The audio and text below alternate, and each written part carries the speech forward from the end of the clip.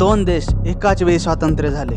एक देश महासत्ता होण्याच्या मार्गावर तर एक देश भीक मागून आपली अर्थव्यवस्था चालवत आहे. आपला भारत देश आज यशाचे शिखर गाठतोय. एकीकडे आपला शेजारी देश पाकिस्तान नष्ट होण्याच्या मार्गावर आहे.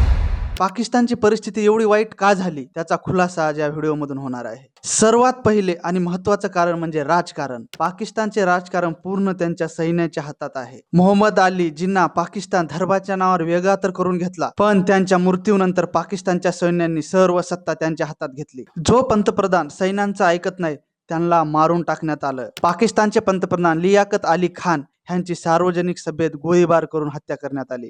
आज देखील त्यांची शेरवानी जी रक्ताने भरलेली आहे कराचीच्या म्युझियम मध्ये आपल्याला पाहायला भेटेल. पाकिस्तानची पहिली महिला पंतप्रधान बेनजीर भुट्टो ह्यांची प्रचार करतेवेळेस हत्या करण्यात आली. देशामध्ये संसद, पंतप्रधान, निवडणूक सर्व काही आहे, फक्त नावापुरता आहे. देशाचा जेवढा जीडीपी आहे त्यामधून 20% जीडीपी फक्त आणि फक्त आर्मीवर खर्च केला जातो. एकीकडे देश गरिबीने भूकमारीने मरत आहे आणि एकीकडे सैन्यावर उच्च पदावर असलेले लोक मजे करत आहेत. पाकिस्तानचं स्वप्न आहे की भारताला संपवायचे तर लांबची गोष्ट राहिली, त्यांचा स्वतःचा देश त्यांनी संपवत आहेत. पाकिस्तानने जे दहशतवाद्यांना जन्म दिला ते तर काय आपल्यापासून लपलं नाही. त्यांचा त्रास कितीतरी नागरिकांना, पोलिसांना होतो, सर्वात जास्त आपल्याला होतो. पाकिस्तानने नेहमीच दहशतवाद्याच्या संघटनेला शह दिला आहे. त्यात लष्कर ताहिबा मार्फत 2008 मुंबईमध्ये हमला करण्यात आला. 26/11 हल्ला जो ताजवर झाला ते पण त्यांनीच केला. इंडियन पार्लमेंटवर 2001 अटॅक ते पण त्यांच्या मार्फतच झाला. पुलवामा येथील अटॅक 2019 त्यामध्ये आपले कितीतरी जवान शहीद झाले. तसेच काश्मीरमध्ये चाललेले वादविवाद 1947 पासून आजपर्यंत तसेच आहेत. पाकिस्तानमध्ये महागाई आणि बेरोजगारी तर खूप वाढत जात आहे.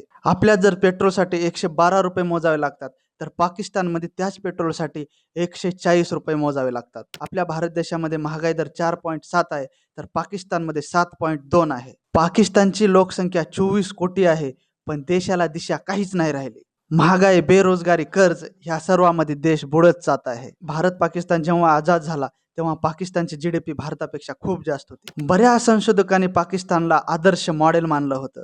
ज्या लोकांनी धर्माच्या नावावर देश वेगळा केला तेच लोक वरच्या पदावर बसून पूर्ण देश संपवत आहेत. पाकिस्तान हा देश किती वर्ष टिकून राहील ह्याची काहीच गॅरंटी देता येणार नाही. पाकिस्तानमध्ये लोकशाही आणि संविधान हे फक्त आणि फक्त नावापुरतं राहिलेलं आहे. पाकिस्तान जर भारतापासून वेगळा झाला नसता तर आज चित्र वेगळं असतं.